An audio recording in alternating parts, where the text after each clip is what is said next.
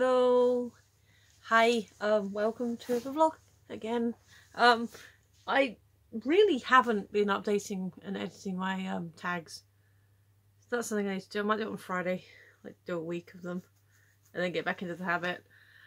But that's beside the point. So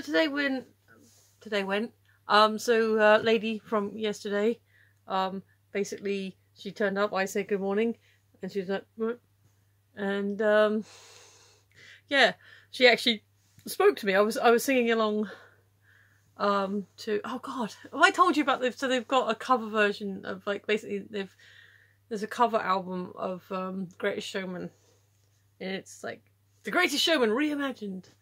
And I was sort of talking about it to the friend I was working with, and saying, you know, commenting on the original cast soundtrack was in the #1 slot, or at least not top 3, for a long time. Like, every time you walked into anywhere that sells music media, it was always up there.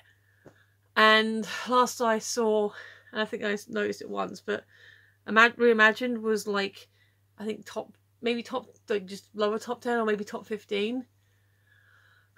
So my theory is over Christmas it might do quite well, because you'll get well-meaning aunts and grandparents and saying, oh, you like this film, here you go, here's the music, and it not be the music.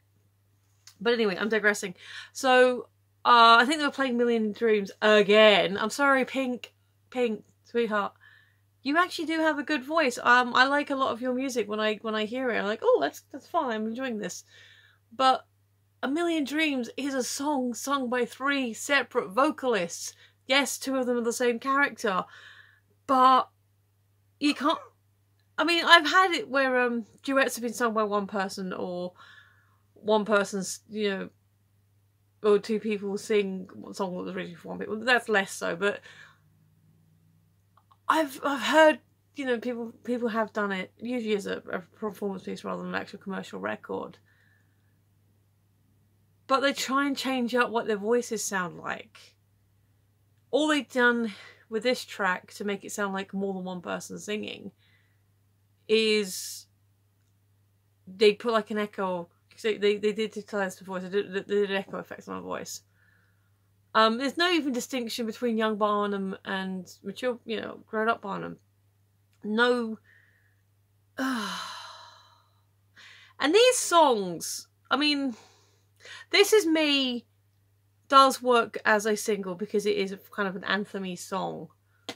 But the rest of them don't really work on their own. A Million Dreams, out of context, doesn't really work. Especially sung by a single person rather than 3 people. So, yeah, I'm not sold on this idea. I'm pretty sure they've turned the other side into a rap battle. But I might see if it's available on YouTube just to check and see for myself. But anyway, so there's me singing along, and at the time lady happened to be walking over. And she goes, would you like this? I'm like, well, I like the original. I've you know, the thing, we ended up talking a bit about the movie. And she's like, oh, I don't like, you know, so, well, no, the movie's not perfect. As a biography, it kind of fails. So, no, I've never seen it. It's just they keep singing the song on X Factor. So I'm like, so I turned to my friend and said, oh, I guess she likes me now. She nodded. But, yeah, basically, I mentioned it to someone else and they were like, well, she's talking to me now. Of course, it was only Timon, and he was like, yeah, that's what she's like. So, but she's not stropping about me. But then again, I wasn't working with her today. Like I said, she popped over a couple of times because her stuff was where we were working. But she and I didn't have direct interaction. Like outside of brief conversations, we weren't working. So, yeah, basically putting tubes of glue in boxes, closing up the boxes, filling them up and putting them on the pallet for the whole day. Fun! I was completely knackered throughout. So I'm going to record this, upload, and probably head to bed. And to give you a clue about how significant that is, it's only 5 to 10. And I probably should make more of an effort to try and get to bed actually earlier. But like I said, with himself getting up 9:45 to 10, faffing around doing what he does, but he doesn't normally leave until about 1:15, which isn't too bad, but then he stinks up the bloody place with his body spray, which means I've got to then give the air a few minutes to clear so I can actually get to bed without, excuse my French, without choking to death. Sorry, I didn't mean to go off on weird tangents, but the point is I'm tired, I need to sleep better, and that basically means encouraging him to get up and not infest the bedroom with aerosol spray. Meanwhile, I'll take an early night when I can. Alrighty, let's do it. I like this book. I'm going to miss this book. Well, I'm not getting rid of the book. I might make notes throughout, like, you know, put the links to these videos or something in here, or I don't know, maybe at some point I will go back through this and go back through the videos and cringe. But yeah, I've had an idea long term, but that's not very long term. But anyway, today's question. Alright, hang on. Over the page.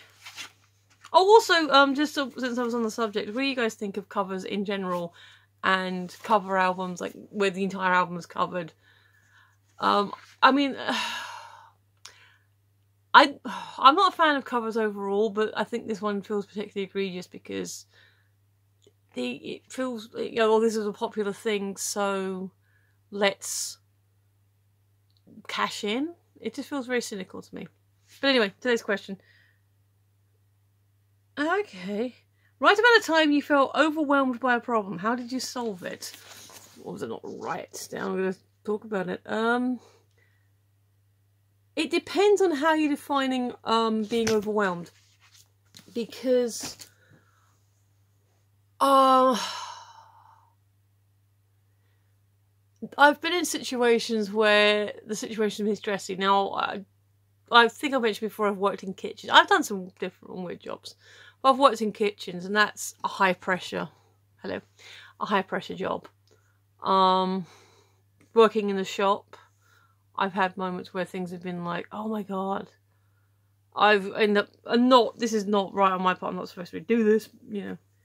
But I've actually had the odd stand-up argument with customers because, not because they were necessarily, but they were like having a go at my boss, or there was something else going on. They were just being prats, and I'm just like, I'm not doing that.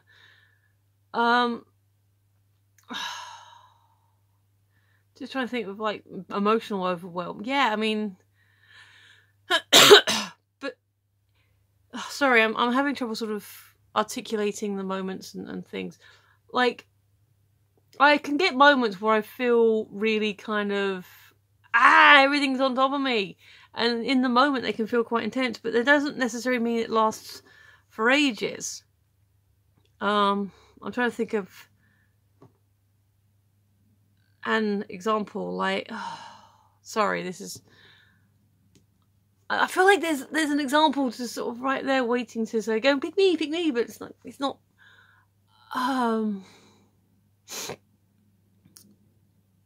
like I said, just generally kind of stressy situations, or I've been, okay, I mean, like with, I haven't really gone into too many details, and I'm not going to go into details now, but there have been times where himself and I have had big arguments about stuff, and that has really knocked me for six. I mostly dealt with it by sort of going away, calming down, maybe talking to someone else, and then coming back, and we've worked out. We're actually getting on quite well at the moment, probably because we're barely seeing each other. You know, I really think I have, you know, been in situations where like things have got on top of me, or if I've been confused by something. So I can't think of a specific right now, but my general approach to trying to deal with something when I am feeling kind of, you know, overwhelmed or crazy in my head or whatever, is to go, right, okay, can we, I mean, depending again if it's a group or one person, I've had moments where I can't remember if it's in a real life or in a group chat or something, but I have gone like, one at a time, Just, you know, one person speak, and then the next person speaks, and then we can all sort it out, and then, you know, let's just be adult about this. So I've had moments like that where I've had to be like, no, let's just think. But yeah, the biggest thing I could do if I'm feeling overwhelmed is to, if I can't physically and at least, you know, emotionally try to take it, like, okay, let me just, everyone's talking, my head's going a bit crazy. Right, you explain this point to me. Shh, they're talking. You'll have your chance. Okay. Now you. And now I'm going to tell you how I'm interpreting your words, or my understanding of your words, which should be fairly clear. I'm not stupid. But, you know, especially if you've got two conflicting ideas or two other things, which is usually the way you end up getting overwhelmed, is like people are in slightly different directions. It's like, right.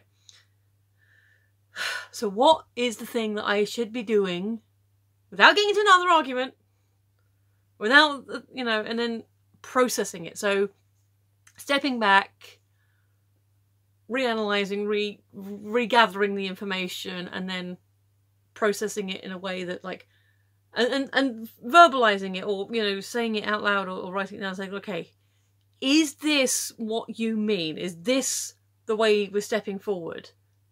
Or is the way I should step forward in you if you're doing something else? And that's really kind of the best way. It does work for most situations. Like, if there's a really emotionally het up, and especially if me, myself, or, you know, if you were in a situation where if you've gotten emotionally overwhelmed, you know what's still the best situation is to try and step out of it. Sometimes you may not be able to immediately calm the situation and say, okay, look, can we just chill our shit? Sometimes you really have to physically walk away and be away for a while. I mean, I can think of an example where my fam were having the whole Facebook argument, or trying to have the Facebook argument with me. And I actually genuinely need to pee. And I think I did say to someone, I've got to pee. And someone thought I was walking out because I couldn't deal with the conversation, couldn't deal with the criticism. No, I need to pee. But someone thought I was, you know, they don't want you running away from the argument. But in some cases, I genuinely have been like, no, I can't. I'm walking away now because this is getting stupid. So yeah, that's kind of how I would deal with and have dealt with being overwhelmed. And like I said, be it a small, like a moment of craziness, like a minute of madness, or an ongoing issue, the best way is to go, yeah, hey. Right, please, no. Okay, and then, you know, again, it is somewhat situational, but if you can physically or emotionally move yourself, or slightly pick yourself up out of the situation, and then reanalyzing, then that's probably the best approach, certainly that I've found. So, ooh, this one was actually filled with... I have been thinking about, at some point, like I said, going through these videos and trying to find the ones that have possibly actually good advice and sort of practical life stuff, and making a separate playlist. Feel free to share thoughts, and if any of my videos that you've watched you feel fits into that, then please, you know, because it's been a long year, and I can use the questions as prompts, but sometimes I don't necessarily know which ones I've given advice on and which ones are just me ranting. But yeah, I think that's covered everything. I am still tired. I am going to go to bed as soon as this is uploaded. So I will say, if you have been, thank you for watching. You are completely awesome and I appreciate you. I've been Michelle, you've been listening, and I will see you tomorrow. Bye!